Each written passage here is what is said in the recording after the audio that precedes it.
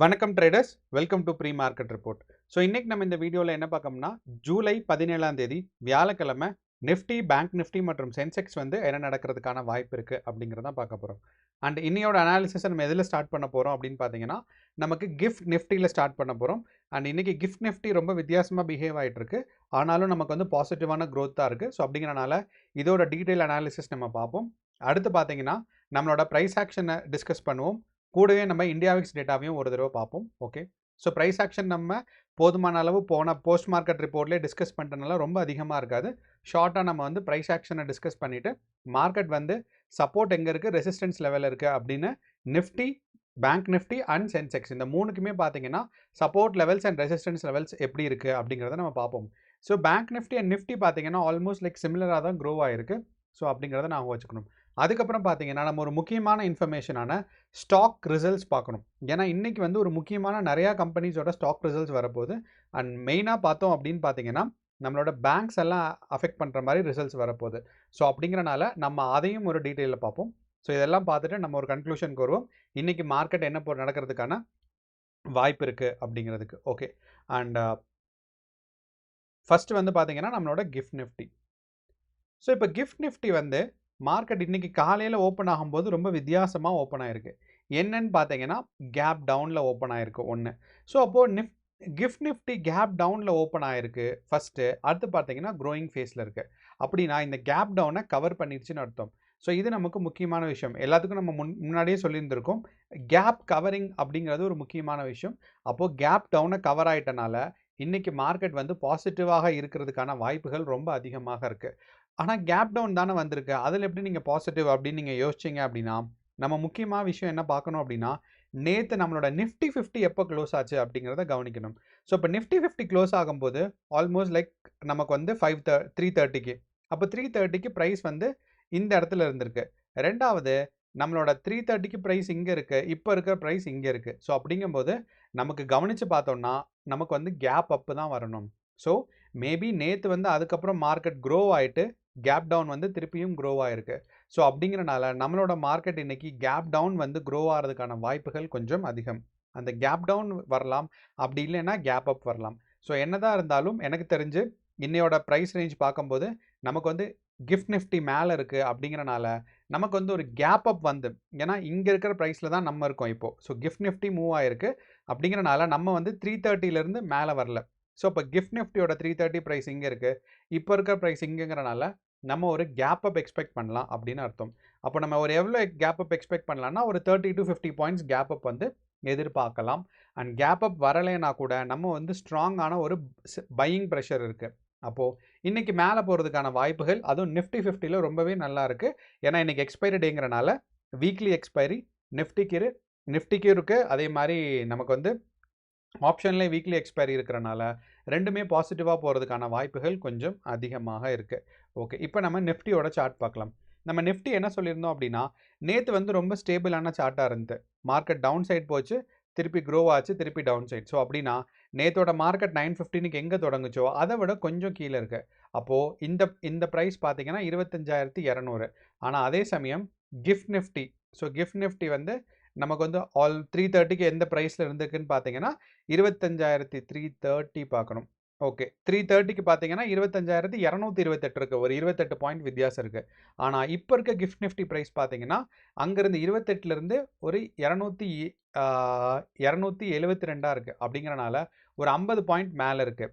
அப்போ இந்த 50 பாயிண்ட் நமக்கு நிஃப்டி 50ல் ரிஃப்ளெக்ட் ஆச்சு. ஏன்னா இந்த ஒரு பாசிட்டிவ் கெயின், ஃபியூச்சர்ஸோட பாசிட்டிவ் கெயின்னால நமக்கு நிஃப்டி 50ல் கெயின் ஆச்சுன்னா மினிமம் நம்ம வந்து ஒரு 25,030 எதிர்பார்க்கலாம். ஸோ இது வரைக்குமாவது நமக்கு ஒரு கேப் அப் கிடைக்கிறதுக்கான வாய்ப்புகள் நமக்கு ஸ்ட்ராங்காக இருக்குது. இன்கேஸ் கேப் அப் கிடைக்கல, கேப் டவுன் தான் நிஃப்டி 50லேயும் வருது அப்படின்னு வச்சுக்கோங்களேன், அந்த கேப் டவுன் வந்தாலும் மார்க்கெட் வந்து பாசிட்டிவாக இருக்கும். ஸோ அப்படிங்கிறனால நமக்கு ஃபஸ்ட்டு ரெசிஸ்டன்ஸ் ஆன இந்த 25,300 வரைக்கும் போகும். அண்ட் இன்றைக்கி வந்து ஒரு ஸ்ட்ராங்கான கேப் அப் வந்து 25,300க்கு மேலே தான் ஓப்பன் ஆகுதுன்னா 25,000 to 25,500 வரைக்கும் போகும். ஸோ 25,300ம் 25,500 தான் இன்னையோட டார்கெட்டாக இருக்கும். ஸோ கால் ஆப்ஷன் நமக்கு பார்த்தோம் அப்படின்னா இன்றைக்கி நமக்கு ப்ராஃபிட்டபுளாக இருக்கும். ஓகே, அதே சமயம் நீங்கள் வந்து சப்போஸ் மார்க்கெட் வந்து 25,300 தான் தொடங்குது அப்படின்னா நீங்கள் வந்து ரெண்டு லெக்குமே எடுக்கணும். அப்படின்னா கால் ஆப்ஷனும் பை பண்ணலாம், அதே சமயம் புட் ஆப்ஷனும் பை பண்ணலாம். ஏன்னா செல்லர்ஸ் மோஸ்ட்டாக வந்து ஆப்ஷன் செல்லர்ஸ் யாரும் வீடியோ பார்க்க மாட்டேங்கன்னு தான் நினைக்கிறேன். ஆப்ஷன் பையர்ஸ் தான் பார்ப்பீங்க. ஸோ அப்படிங்கிறனால மார்க்கெட் வந்து பாசிட்டிவாக போனாலுமே நீங்கள் வந்து நெகட்டிவில் வாங்கும்போது உங்களுக்கு வந்து ஸ்டேபிளாக இருக்கும். எந்த லெக்கில் க்ரோத் இருக்கோ அந்த லெக்கில் வந்து அந்த லெக்கை மட்டும் ஹோல்ட் பண்ணிவிட்டு அடுத்த லெக்கை வந்து நீங்கள் வந்து ஸ்கொயர் ஆஃப் இல்லைனா பண்ணிடலாம். ஸோ இதுதான் ஒரு முக்கியமான ஸ்ட்ராட்டஜி இன்னையை பொறுத்தளவு. அண்ட் நிஃப்டி 50 டவுன்ஃபால் ஆகிறதுக்கான வாய்ப்புகள் கொஞ்சம் கம்மி தான் இன்னையோட மார்க்கெட்டில். இருந்தாலும் டவுன்ஃபால் ஆனால் எது வரைக்கும் டவுன்ஃபால் ஆகணும்னு நம்ம தெரிஞ்சு வைக்கணும். ஏன்னா சப்போர்ட் எங்கே இருக்குன்னு ஏன்னா ரெசிஸ்டன்ஸ் நம்ம பார்த்துட்டோம் 25,300ம் 25,500ம். இன்கேஸ் ஏதோ ஒரு நடந்து நம்ம எக்ஸ்பெக்ட் பண்ணுறது நம்ம கிஃப்ட் நிஃப்டியில் பார்க்குறது எல்லாமே தலைகீழாக மாறிடுச்சு அப்படின்னாலுமே டவுன்ஃபால் ஆனால் ஃபஸ்ட்டு சப்போர்ட் பார்த்தீங்கன்னா 25,000க்கு இருக்குது. ஸோ அப்படிங்கிறனால நம்ம ரெசிஸ்டன்ஸ்ன்னு பார்த்தோம்னா 23,300ம் 25,500ம் இருக்குது. 25,500ம் 300ம் டவுன்ஃபால் ஆச்சுன்னா 25,000 இருக்குது. ஸோ அப்படிங்கிறத நம்ம ஞாபகம் வச்சுக்கணும். ஸோ அப்போ நிஃப்டி 50 இன்றைக்கி மேலே போகிறதுக்கான வாய்ப்புகள் கொஞ்சம் அதிகம். அண்ட் அடுத்து பார்த்தீங்கன்னா நம்மளோட சென்செக்ஸ்.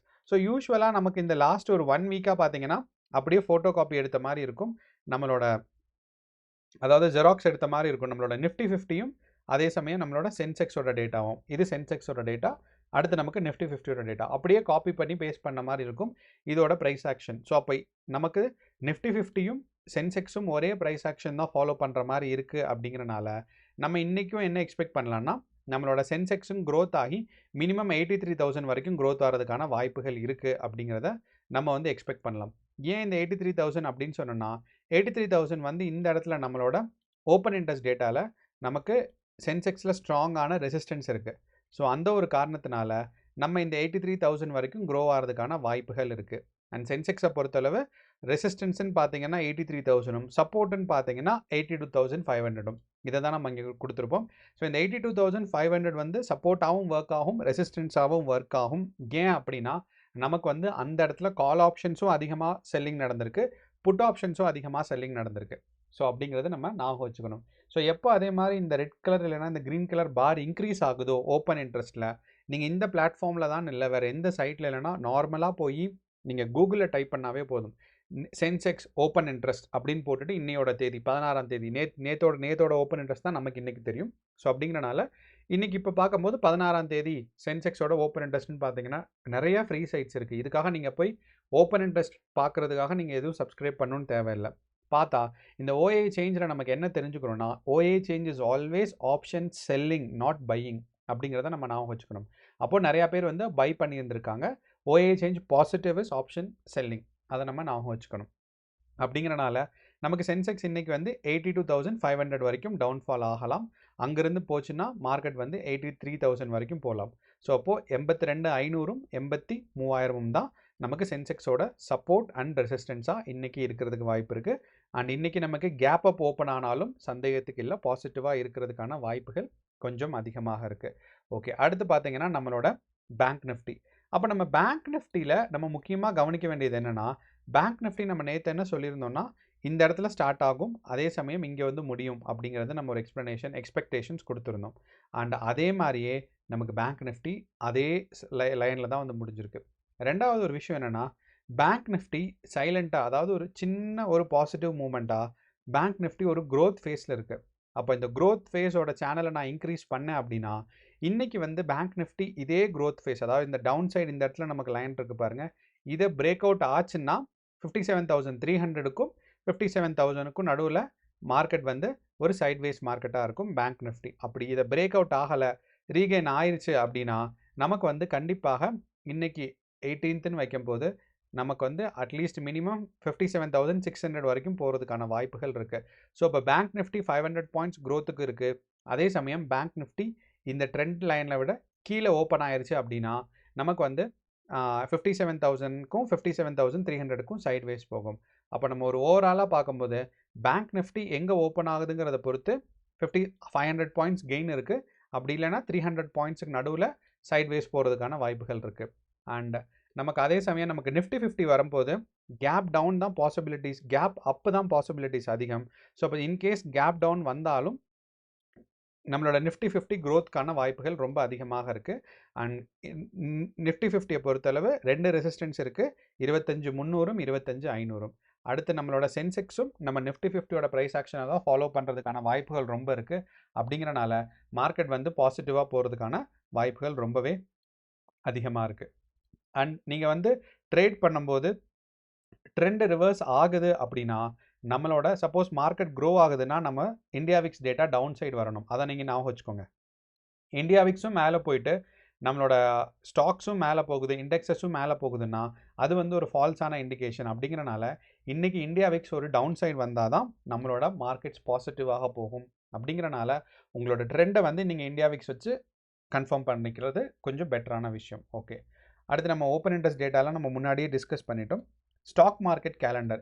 ஏன் இன்றைக்கி ஸ்டாக் மார்க்கெட் ரிசல்ட்ஸ் ரொம்ப முக்கியம் அப்படின்னு பார்த்தீங்கன்னா, ஹெச்டிஎஃப்சி அசெட்ஸ் மேனேஜ்மெண்ட் அப்படின்னு சொல்லி ஒரு கார்ப்பரேஷன் இருக்குது. அந்த கார்ப்பரேஷனில் ஹெச்டிஎஃப்சிக்கு ஒரு முக்கியமான மெஜாரிட்டியான பங்கு இருக்குது ஹெச்டிஎஃப்சி பேங்க்குக்கு. அப்படிங்கிறனால இன்றைக்கி இந்த ஹெச்டிஎஃப்சி அசெட் மேனேஜ்மெண்ட்டோட ரிசல்ட்ஸ் வந்து பாசிட்டிவாக வந்துச்சு அப்படின்னா அது வந்து நம்ம ஹெச்டிஎஃப்சி பேங்க் மேலே கொண்டு போகும். ரெண்டாவது பார்த்தீங்கன்னா நம்மளோட ஆக்சிஸ் பேங்க் இருக்குது. ஸோ ஆக்சிஸ் அண்ட் ஹெச்டிஎஃப்சி ஒரு இம்பார்ட்டண்ட்டான பேங்க் தான். ஆனால் ஆக்சிஸ் பேங்க் ரொம்ப நாளாகவே கீழே விழுந்துட்டு தான் இருக்குது.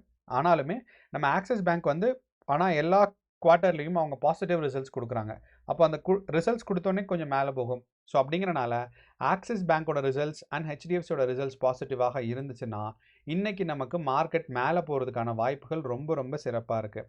அடுத்து பார்த்தீங்கன்னா நமக்கு முக்கியமானதான நம்மளோட விப்ரோ இருக்குது. ஸோ விப்ரோ வந்து நிஃப்டி 50ல் ரொம்ப இம்பார்ட்டண்ட்டான விஷயங்கள். அடுத்து வந்து டாடா கம்யூனிகேஷன்ஸ் வந்து அதாவது இம்பார்ட்டண்ட் இல்லை நிஃப்டி 50க்கு. இருந்தாலுமே என்னென்னா டாடா கம்யூனிகேஷன்ஸ் அண்ட் விப்ரோ வந்து பாசிட்டிவாக போச்சு அப்படின்னு சொன்னீங்கன்னா நமக்கு வந்து நிஃப்டி 50யும் மேலே போகும். அப்போது நம்ம ஓவராலாக இன்றைக்கி பாசிட்டிவ் ட்ரெண்ட் தான் எதிர்பார்க்குறோம். அந்த பாசிட்டிவ் ட்ரெண்டுக்கு ஆட் பண்ணுற மாதிரி விப்ரோ இருக்குது, டாடா கம்யூனிகேஷன்ஸ் இருக்குது, அதே மாதிரி பேங்க்கில் ஆக்சிஸ் பேங்க் இருக்குது. ஹெச்டிஎஃப்சி அசெட்ஸ் டைரெக்டாக அஃபெக்ட் ஆகாது. ஆனால் ஹெச்டிஎஃப்சி பேங்க்குக்கு இதில் ஒரு பங்கு இருக்கிறனால ஒரு நல்ல பாசிட்டிவ் ஒரு மூவ்மெண்ட் கொடுக்கும் பேங்க் நிஃப்டிலையும். ஸோ இது ரெண்டும் பாசிட்டிவாக இருக்கிற பொழுது நமக்கு மேலே போகும். அடுத்து மூணாவது பார்த்தீங்கன்னா Jio finance limited. So Jio finance limited வந்து ரீசெண்டாக நிஃப்டி 50க்குள்ளே வந்திருக்கு. ஸோ அப்படிங்கிறனால ஜியோ ஃபினான்ஸ் பாசிட்டிவாக இருக்கிறதுக்கு வாய்ப்பு இருக்குது. அண்ட் யாராவது யோசிச்சிங்கன்னா ஏன் இங்கே வந்து Q1 2026 அப்படின்னு போட்டிருக்காங்க அப்படின்னா இது வந்து ஃபினான்ஷியல் இயர், அதாவது 2025 2026 வரைக்கும், ஏப்ரல் டு ஏப்ரல் 2025 ஏப்ரல்லேருந்து அடுத்த வந்து மார்ச்னு கூட நம்ம சொல்லலாம். ஸோ இந்த ஏப்ரல்லேருந்து அடுத்த ஏப்ரல் வரைக்கும். ஸோ அப்படிங்கிறனால அதை வந்து அடுத்த வருஷத்தை தான் போடுவாங்க. So Q1 of 25-26. So quarter ஒன்னா இந்த ஏப்ரல், மே, ஜூன். அப்போ இந்த 3 மாதத்தோட ரிசல்ட்ஸ் தான் நமக்கு வந்து இந்த Q1 ரிசல்ட்ஸாக வரும். அது ஜூலையில் வரும். ஸோ இதுதான் வந்து நம்மளோட அண்டர்ஸ்டாண்டிங். ஸோ இப்போ இன்றைக்கி 3 மார்க்கெட்டும் பாசிட்டிவாக போகிறதுக்கான வாய்ப்புகள் இருக்குது. அண்ட் பேங்க் நிஃப்டி மட்டும் சம்டைம்ஸ் சைட்வேஸ் மூவ் ஆகலாம். கேர்ஃபுல்லாக ட்ரேட் பண்ணுங்கள். All the best. நன்றி, வணக்கம்.